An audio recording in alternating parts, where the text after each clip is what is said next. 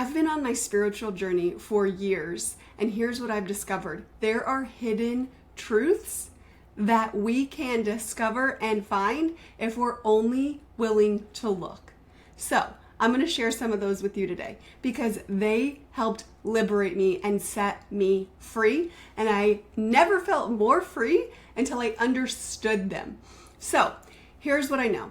I grew up Christian in a Catholic faith to honor and to serve and to do all the good things. And I followed that path religiously. And I don't mean that I was just a Christmas and Easter Catholic. I went to church every Sunday. I did the readings. I was the lector server. I did the Eucharist. I handed out the Eucharist. I was a confirmation sponsor. I did not go at it lightly. My kids were in Catholic school, okay? So when I say that I took it deep, that I was really in the religion, I mean I was in it. But then I started questioning everything. And what really got me is how can one be loved unconditionally by this amazing God when there's judgment, when there's condemnation, when if I don't act a certain way or speak a certain way or say certain things or do certain things or don't do certain things, that I won't be loved and that I will be judged. I had to start questioning what I believed.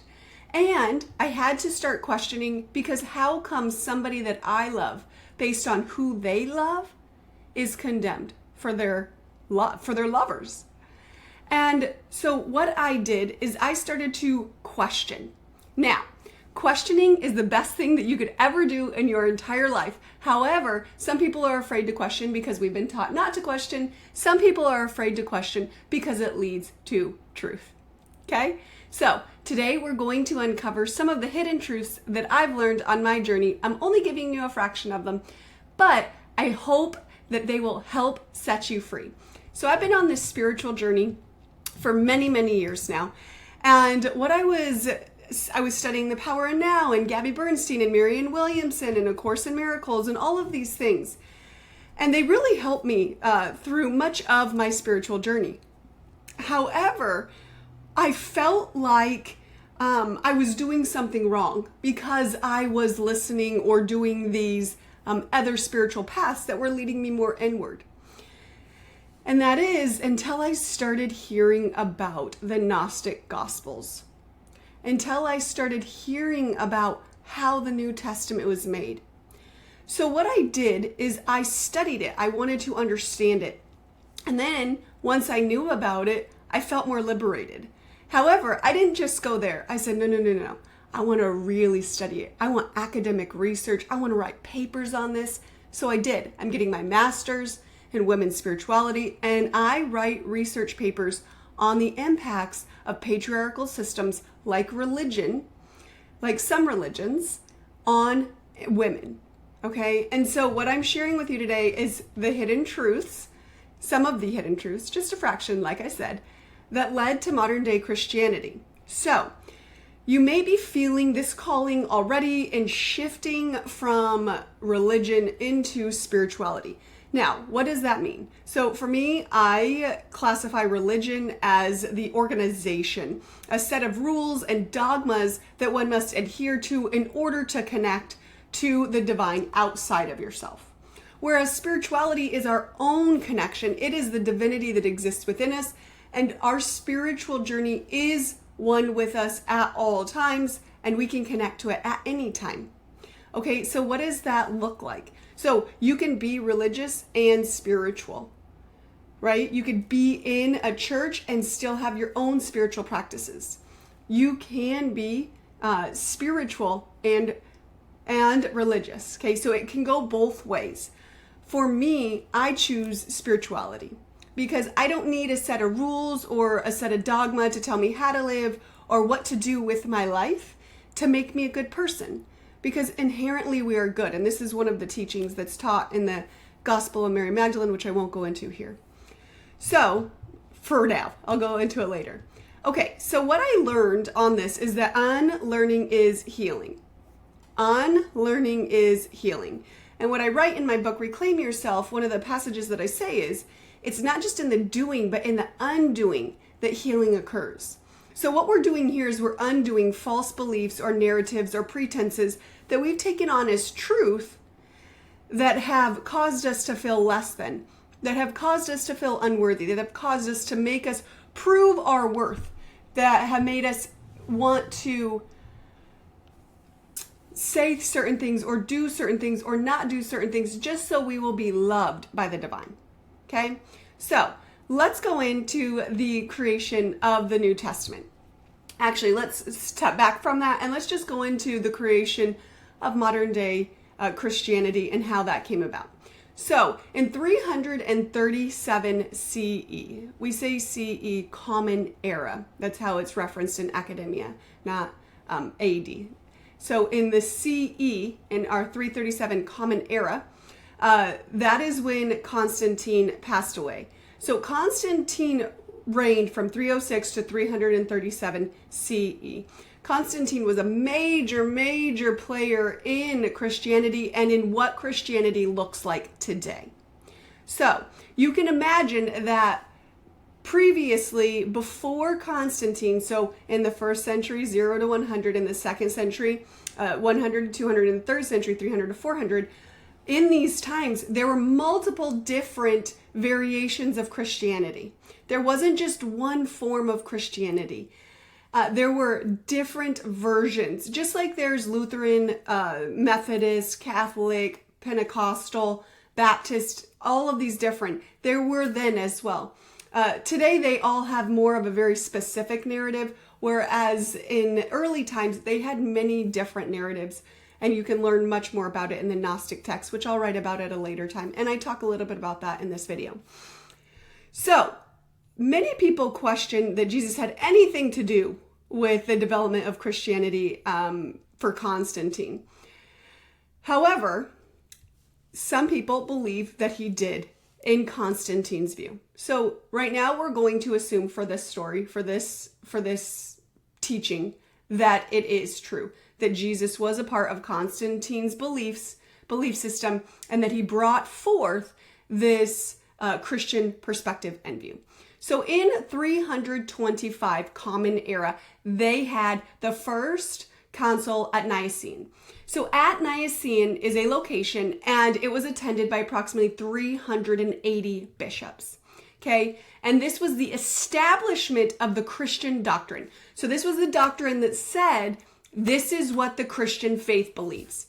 Again, before this time, many people had many different branches, but Constantine, for power, wanted to unite everyone so that they would believe what he wanted them to believe. Okay, so what was created at the Council of Nicene in 325 CE, Common Era?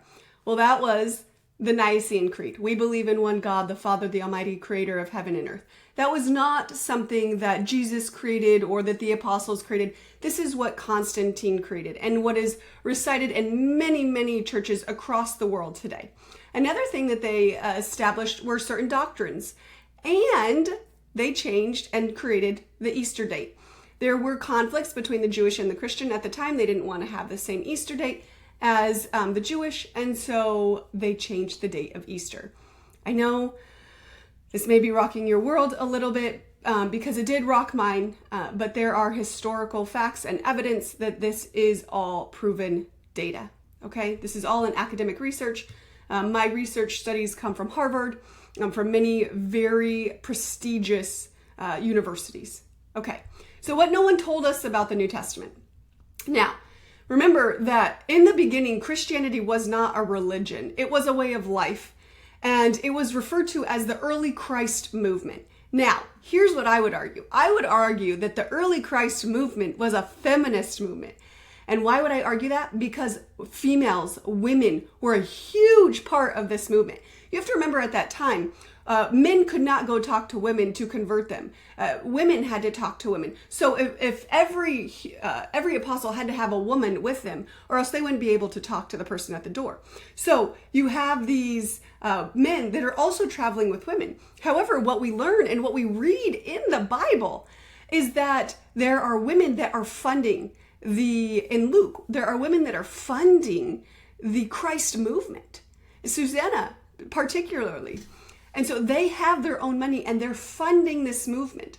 Also, in early Christianity, women were bishops, they were priests, they were priestesses. They were able to speak the truth. They were able to share the message. This was a very profound movement because in the Roman times and in the Greek times, women were not considered at this level. Jesus was changing the landscape of what it meant to be a woman in the world. And so I would argue that the early Christ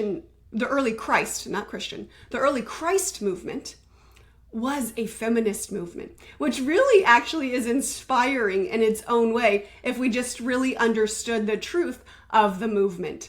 So Jesus wasn't trying to start a religion in any way, shape, or form. And if you remember at the temple, he flipped over tables. He was not about a religion. He was about a connection to the divine. And this is prevalent throughout his teachings. Now, here are some facts that I want to give you about the New Testament and the development of the New Testament. And this is key. This data is from what is called a New Testament by Hal Tussig. And he created the New Testament with multiple different scholars and very high level religious order people in the Christian faith to show and to transform what it really means to understand the early texts.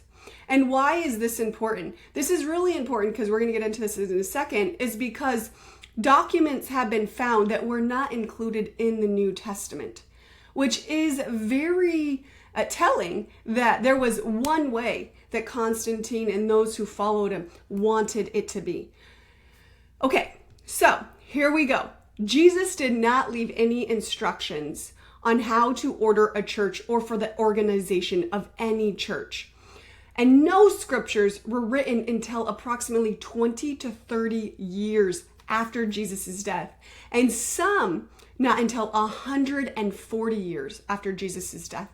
Okay, so also we must remember that Jesus nor any of the apostles did not write the scriptures.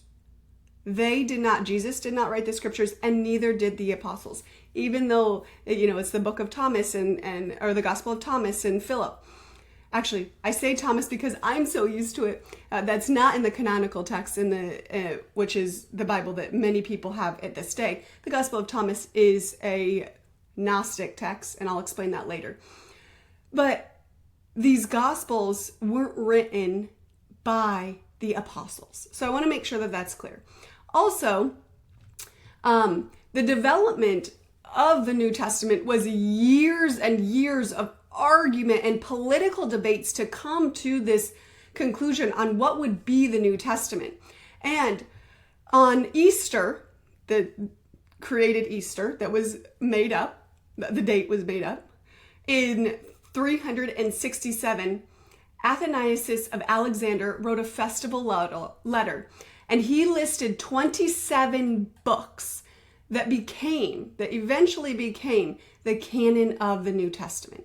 So when I say canon, I mean the actual books within the New Testament. Those are considered the canonical books, okay?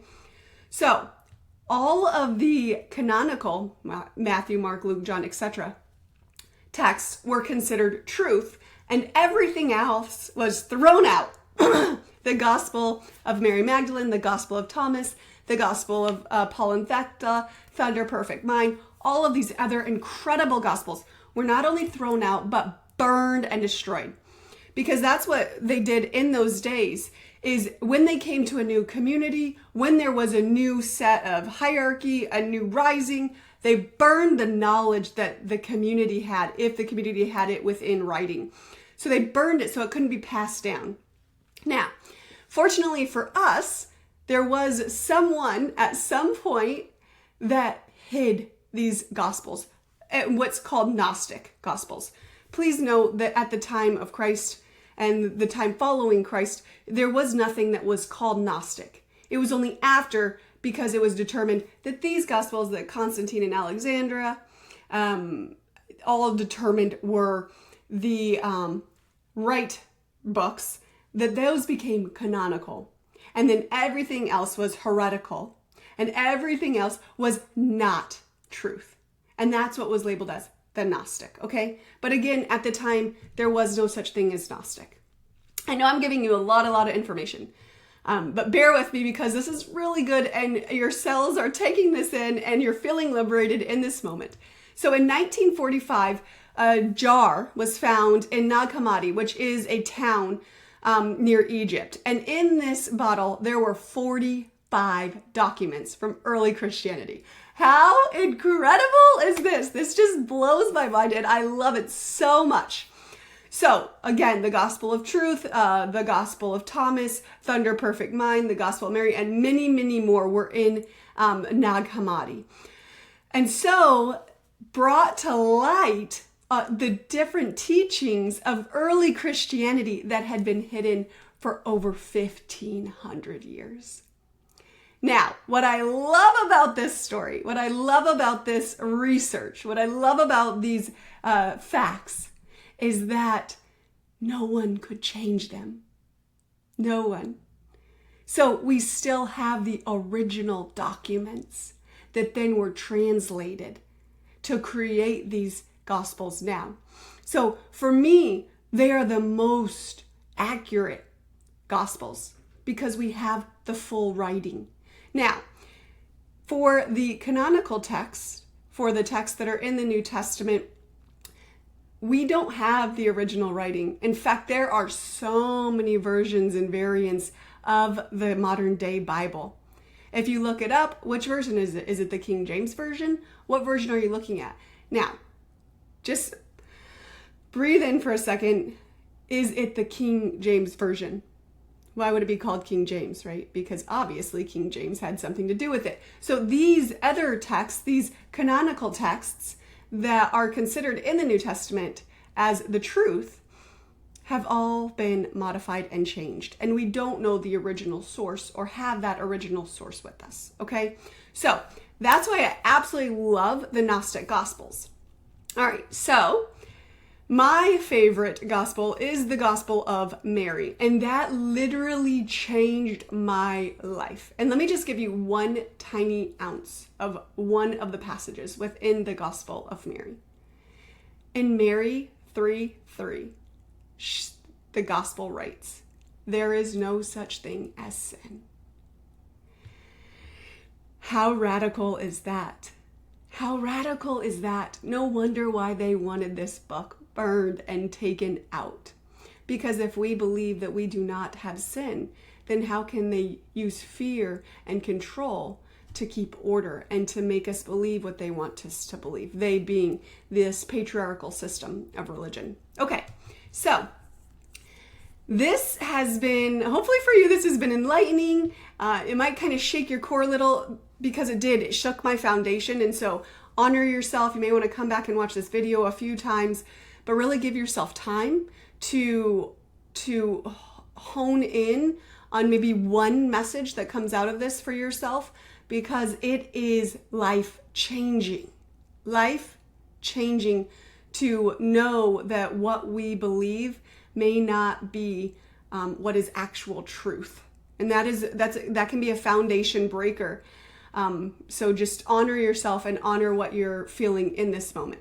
Now, I always teach the 3-step rediscovery process, but at this time, we're already at almost 20 minutes in this video, which, as you can tell, I absolutely love to talk about this. So I'm going to refer you to my blog post to go through the process, which is at www.rootedinworth.org, and go to the blog section. This specific blog is titled "From Religion to Spirituality, the Hidden Truths That Will Empower You to Trust Your Inner Knowing." I am so grateful that I was able to share these with you. And if you have any questions, please reach out. You could write in the comments, and I so look forward to supporting you in the next video.